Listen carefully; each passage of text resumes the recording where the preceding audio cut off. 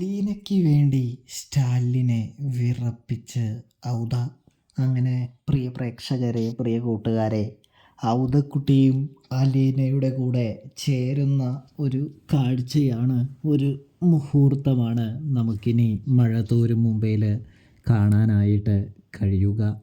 പ്രേക്ഷകരെല്ലാവരും കാണാൻ കാത്തിരുന്ന മുഹൂർത്ത നിമിഷങ്ങൾ. അതായത് അപ്പനും മകളും ചേർന്ന് സ്റ്റാലിനെതിരെ പോരാടുകയാണ്. സ്റ്റാലിൻ അത് ഒട്ടും പ്രതീക്ഷിക്കുന്നില്ല കേട്ടോ. സ്റ്റാലിന് അറിയാം അപ്പൻ ചിന്നമ്മയ്ക്ക് സങ്കടം വരുത്തുന്നൊരു കാര്യവും ചെയ്യില്ല എന്ന്. പക്ഷേ ഇങ്ങനെ ചെയ്യുമെന്ന് സ്റ്റാലിൻ വിചാരിക്കുന്നില്ല എന്ന് കാണാനായിട്ട് സാധിക്കും.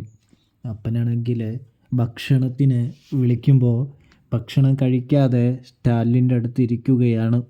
ഇതേ സമയം അപ്പനെന്താ ഭക്ഷണം കഴിക്കുന്നില്ലേ എന്ന് സ്റ്റാലിൻ ചോദിക്കുകയാണ്. അപ്പോൾ അപ്പനാണെങ്കിൽ പറയാണ്, അതായത് എനിക്ക് ഭക്ഷണമൊന്നും വേണ്ടടവേ, ചിന്നമ്മയുടെ സങ്കടം കണ്ടിട്ട് എനിക്കും അത് അങ്ങോട്ട് കഴിക്കാനായിട്ട് തോന്നുന്നില്ല എന്ന് പറയുന്നു. എന്താ അപ്പനും എന്നോട് യുദ്ധത്തിന് വരികയാണോ എന്ന് ചോദിക്കുമ്പോൾ, ഞാനേ നിന്നോട് യുദ്ധത്തിനൊന്നും വരുന്നൊന്നുമല്ലെന്നേ, ഞാനും ഒന്ന് ചിന്നമ്മയുടെ പാതയിൽ ഉപവാസമെടുത്താലോ എന്ന് ചിന്തിക്കുകയാണ് എന്ന് ചോദിക്കുകയാണ്. ഇതേ സമയമാണെങ്കിൽ അപ്പൻ ഉപവാസമോ? അപ്പനെ ആവശ്യമില്ലാത്ത പണിക്കൊന്നും നിൽക്കാതെ പെട്ടെന്ന് തന്നെ ഇവിടുന്ന് സ്ഥലം കാലിയാക്കി പോവാനായിട്ട് നോക്കിയേ എന്ന് പറയുമ്പോൾ, അത് പറയാൻ നീ ആരാണ് എന്ന് സ്റ്റാലിയോട് ഔദക്കുട്ടി ചോദിക്കുന്നു. ഇതൊക്കെ നിൻ്റെ കയ്യിൽ വെച്ചാൽ മതി. ഈ ഔദക്കുട്ടി ആരാണെന്ന് നിനക്ക് ശരിക്കും അറിയാലോ അല്ലേ? ഈ എന്നെ പഠിപ്പിക്കാനായിട്ട് നീ നിൽക്കണ്ട എന്ന് പറയുന്നു. ചെറുപ്പത്തിലേ നീയേ ഈ കയ്യിലാണ് അപ്പിയൊക്കെ ഇട്ടിരുന്നത് എന്ന് നമ്മുടെ വല്യപ്പച്ചൻ സ്റ്റാലിനെ നോക്കി പറയുകയാണ്. അതൊക്കെ ചെയ്തതേ ഞാൻ തന്നെയാണ്. എന്നിട്ട് നീ എന്നെ പേടിപ്പിക്കാറായോടാ ലാലിച്ച എന്ന് ചോദിക്കുകയാണ്. ഇതെല്ലാം കേട്ട് ജോലിക്കാരാണെങ്കിൽ എന്ത് ചെയ്യാണ്, ചിരിക്കുകയാണ് എന്ന് കാണാൻ സാധിക്കും. ഇതുവരെ നീ എന്നെ പേടിപ്പിക്കാറായിട്ടില്ല കേട്ടോ, അത് മറക്കണ്ട. ഔദക്കുട്ടിയെ നിനക്കറിയാലോ, ഒരു കാര്യം തീരുമാനിച്ചത് തന്നെയാണ്. പിന്നെ ഇത് നിൻ്റെ വീടാണെന്ന് കരുതി എന്നെ പുറത്താക്കാമെന്നൊന്നും നീ വിചാരിക്കുകയൊന്നും വേണ്ടാവേ. ഞാൻ അങ്ങനെ പുറത്തൊന്നും പോവില്ല. ഞാനെന്തായാലും എൻ്റെ ചിന്നമ്മയുടെ കൂടെ നിലയുറപ്പിക്കാനായിട്ട് പോവുകയാണ്. ചിന്നമ്മയെ ഇനി തനിച്ചു വിടുന്നത് ശരിയല്ല എന്നും അവൾക്ക് നല്ല വിഷമമുണ്ടെന്നും എങ്ങനെയെങ്കിലും ഇതിന് പരിഹാരം കണ്ടില്ലെങ്കിൽ ശരിയാക്കില്ല എന്നും എനിക്ക് തോന്നുന്നത് കൊണ്ടാണ് ഞാൻ അവളുടെ സൈഡിലേക്ക് നിൽക്കുന്നത് എന്ന് പറയുന്നു. നീ തന്നെ കഴിച്ചോ ഭക്ഷണമൊക്കെ, ഞങ്ങൾക്കാർക്കും വേണ്ട എന്ന് പറഞ്ഞുകൊണ്ട് തന്നെ നമ്മുടെ ഔദക്കുട്ടി പോകുമ്പോൾ, പിന്നീട് സ്റ്റാലിന് ഒരു തുള്ളി പോലും കഴിക്കാനായിട്ട് കഴിയുന്നില്ല എന്ന് കാണാൻ സാധിക്കുന്നുണ്ട്. ഇതേ സമയമാണെങ്കിൽ സ്റ്റാലിനാണെങ്കിൽ ചിന്തിക്കുകയാണ്, എന്തിനാണ് ഇവർ തൻ്റെ അടുത്ത് യുദ്ധത്തിന് വരുന്നത്, എന്താണ് ഇവർക്ക് വേണ്ടത് എന്ന് ചിന്തിക്കുന്നു സ്റ്റാലിൻ.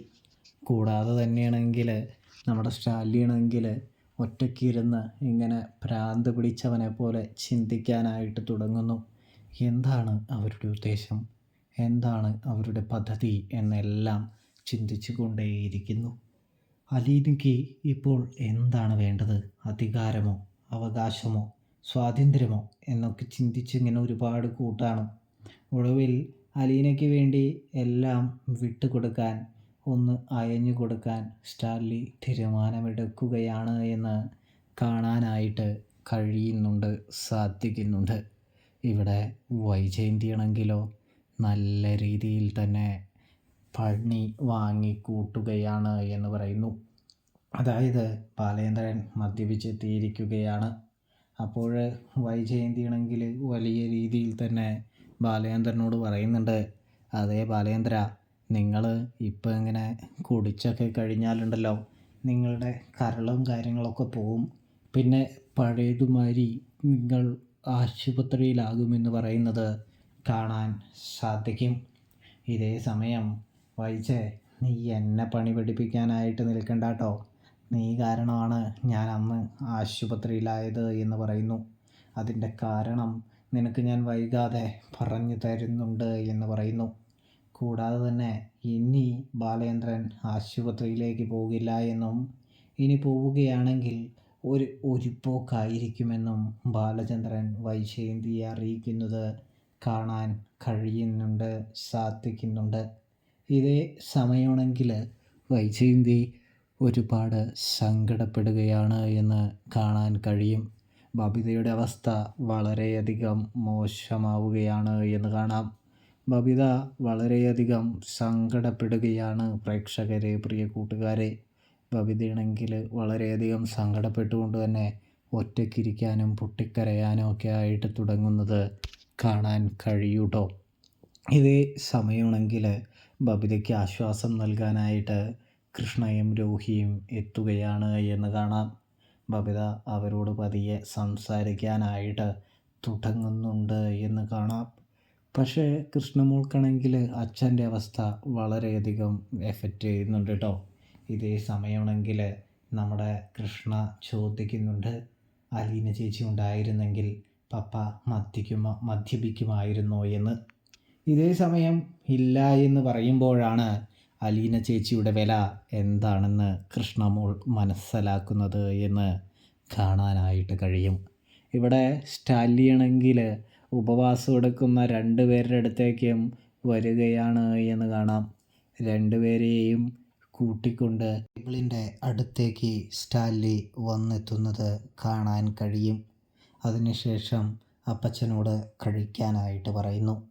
ഇതേ സമയം അപ്പച്ചൻ കഴിക്കാതെ ഇങ്ങനെ നോക്കിയിരിക്കുന്നത് കാണുമ്പോൾ തന്നെ അലീനയ്ക്ക് സ്റ്റാൻലി ഭക്ഷണം വാരി നൽകുകയാണ്. ഇതേ സമയമാണെങ്കിൽ അലീന അത് കഴിച്ചതും ഔതുക്കുട്ടിയും കഴിച്ചു തുടങ്ങുകയാണ്. ഒടുവിൽ അവർ തിരിച്ചറിയുന്നുണ്ട് അവരുടെ പ്രയത്നം ഏതാണ്ട് വിജയിച്ചു എന്ന്. എന്താ മോളെ നിനക്ക് വേണ്ടത്? ഇവിടുത്തെ ഈ നിയന്ത്രണമോ? ഇന്ന് ഈ പപ്പ നിനക്ക് ആ നിയന്ത്രണം തരികയാണ് എന്ന് പറയുന്നു. നിനക്ക് ഇഷ്ടമുള്ള മാറ്റങ്ങൾ വരുത്തിക്കോളൂ എന്ന് പറയുന്നു. കമ്പും കോലും ഒക്കെ ഉപയോഗിച്ച് കഴിച്ചുകൊണ്ടിരുന്ന സ്റ്റാൻലി കൈകൊണ്ട് വാരിക്കൊടുക്കുന്നത് കണ്ട് നമ്മുടെ ജോലിക്കാരൊക്കെ ആശ്ചര്യപ്പെടുകയാണ്. കൂടാതെ അലീനയും ആശ്ചര്യപ്പെടുകയാണ് എന്ന് കാണാനായിട്ട് സാധിക്കും പ്രേക്ഷകരെ. ഇതേ സമയം അലീനയും ഔതക്കുട്ടിയും വളരെയധികം സന്തോഷിക്കുന്നതോടൊപ്പം തന്നെ സ്റ്റാൻലിയും സന്തോഷിച്ചു തുടങ്ങുകയാണ് എന്ന് കാണാൻ സാധിക്കും. ഒടുവിൽ സ്റ്റാൻലി തിരിച്ചറിയുന്നുണ്ട് അവരുടെ സന്തോഷമാണ് തൻ്റെയും സന്തോഷമെന്ന്. അപ്പോൾ റിവ്യൂ ഇഷ്ടപ്പെട്ടാൽ ചാനൽ മറക്കാതെ സബ്സ്ക്രൈബ് ചെയ്ത് സപ്പോർട്ട് ചെയ്യാൻ ശ്രദ്ധിക്കണേ.